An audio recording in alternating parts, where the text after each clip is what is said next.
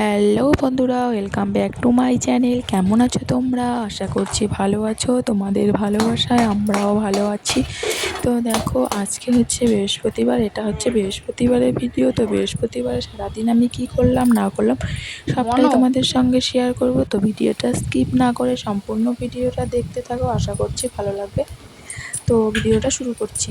দেখো, তখন বাজে সকাল প্রায় 6:30 মতন। 6:30টাতে ঘুম থেকে উঠে সমস্ত বেশি কাজ করে নিয়ে দেখো আমি কিন্তু স্নান টান করে ঠাকুর পুজো দিতে চলে আসছি। যেহেতু আজকে বৃহস্পতিবার, তো সেহেতু ঠাকুর পুজো দিতে অনেকটাই লেট হয়।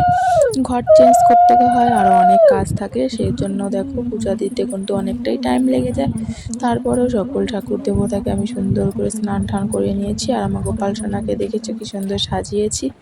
এর আগের দিন যে আমি জলপাইগুড়ি গিয়েছিলাম, সেখান থেকে আমি গোপালের জন্য কানের, গলার, হাতের সব কিছু নিয়ে এসেছিলাম, যেগুলো আমার মেয়ে কিন্তু গোপাল সোনাকে পরিয়ে দিয়েছিল। আর পরিয়ে দেওয়ার পর আমাদের গোপাল সোনাকে কিন্তু খুব সুন্দর লাগছিল দেখতে।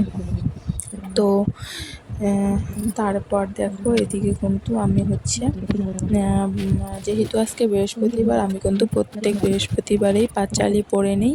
তো সেইভাবে আজকেও কিন্তু আমি পাঁচালি পরে নেব। তো দেখো, এদিকে আমি পাঁচালি পড়ছি। নির্মল আকাশ মৃদুমন্দ বহিতেছে মলয় বাতাস, লক্ষ্মীর সাথে নারায়ণ রত্ন সিংহাসনে কহিতেছে নানা কথা আনন্দিত মনে। সহসা নারদ এসে বাণী লয়ে করে, মুখে শুধু তিনি হরি গুণ গান ধরে। নত শিরে উভয়েরে করিয়া প্রণতি, সবিশেষে কহিলেন নারায়ণীপতি। বল দেবী, এ তোমারও কেমন বিচার? চঞ্চলা হইয়া ফিরো সকলেরও দ্বারে, দিবারাত্রে কোদণ্ড লহনায় স্থিতি, অহরহ সত্যবাদী বুঝি সে দুর্গতি। সাধাই কুকর্মেরত ধারাবাসীগণ, অসহ্য যন্ত্রণা পায় দুর্ভিক্ষ ভীষণ। অন্নবীণে শৃণকারো মৃতপ্রায় দেহ, দরিদ্র কবলে পড়ে মরিতেছে কেহ। স্নেহাদিক পুত্রকন্যা পরিবারে আজি, একমুষ্ট অন্ন লাগি দেয় সবে তাজি। কহ মাতো কেন আজি কি পাপেরও ফলে, মর্তবাসী জলে মরে দুর্ভিক্ষ বানে গুরুজনে ব্যথা দেয় মনে।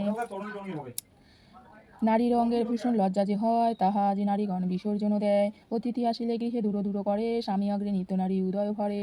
অতি তুচ্ছ অতিভাবে যে নারীগণ, গৃহকর্ম তেজিয়ার আশা লাভ শ্রবণ। পুরুষেরা পরিহাসে সময় কাটায়, মিথ্য ভিন্না সত্যি কথা মুখে নাহি রয়।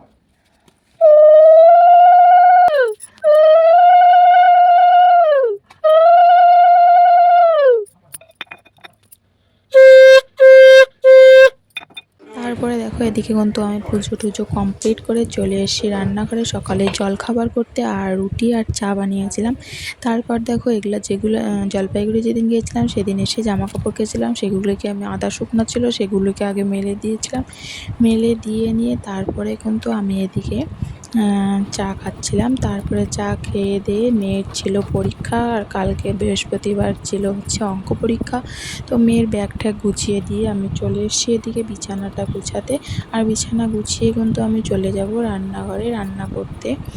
তো এদিকে দেখো, আমি কিন্তু খুব তাড়াতাড়ি বিছনা টিছনা গুছাচ্ছিলাম, কারণ সকাল টাইমটা একদমই সময় হয় না, তাড়াহুড়ো করে কেটে যায়। আর যেদিন পরীক্ষা থাকে বা স্কুল থাকে, আরোই সময় পাওয়া যায় না।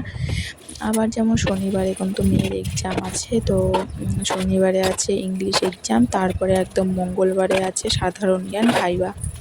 তো মেয়ে কিন্তু মোটামুটি ভালোই এক্সাম দিচ্ছে। জানি না, রেজাল্ট দেখলেই বোঝা যাবে কেমন লিখলো। কিন্তু বাড়িতে এসে আমি যা যা ধরছি সবই কিন্তু বলতে পারছে।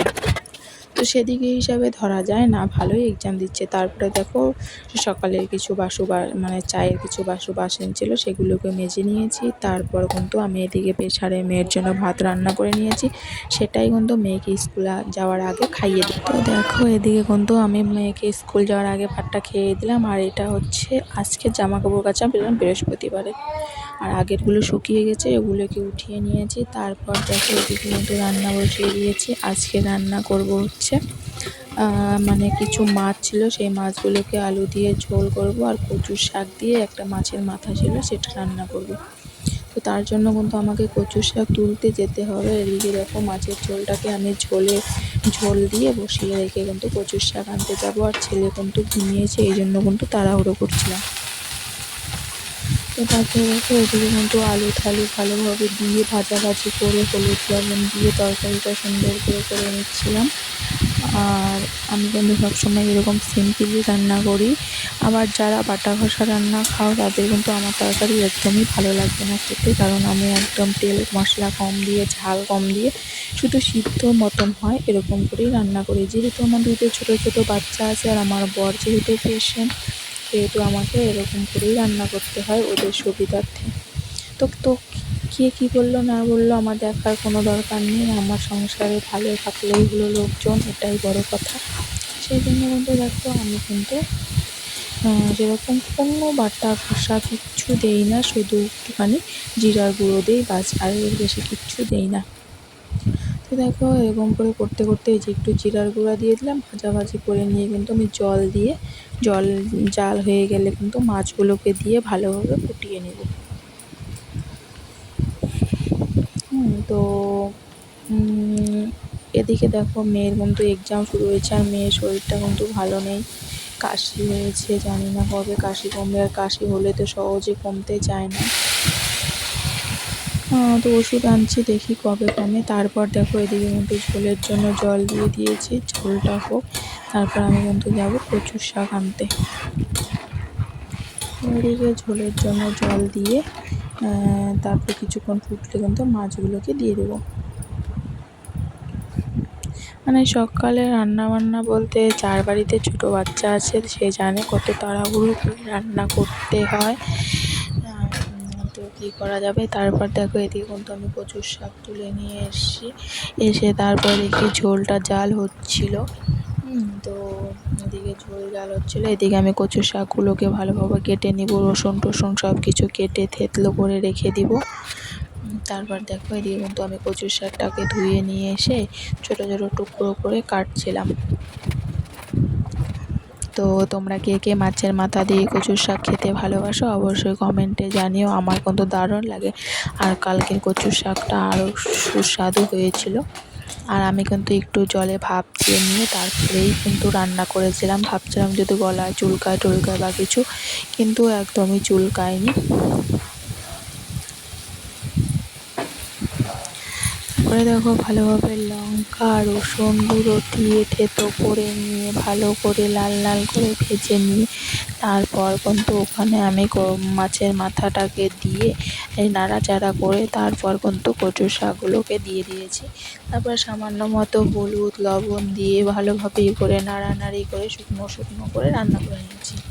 তো তোমরা চাইলে এভাবে একবার রান্না করতেই পারো, দারুণ হবে খেতে।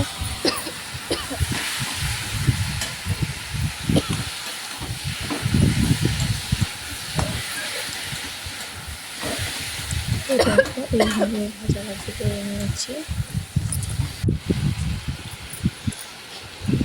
তো এখানে যদি এই রুই মাছের মাথা না হয়ে যদি ইলিশ মাছের মাথা হতো না আরও দারুণ লাগতো খেতে।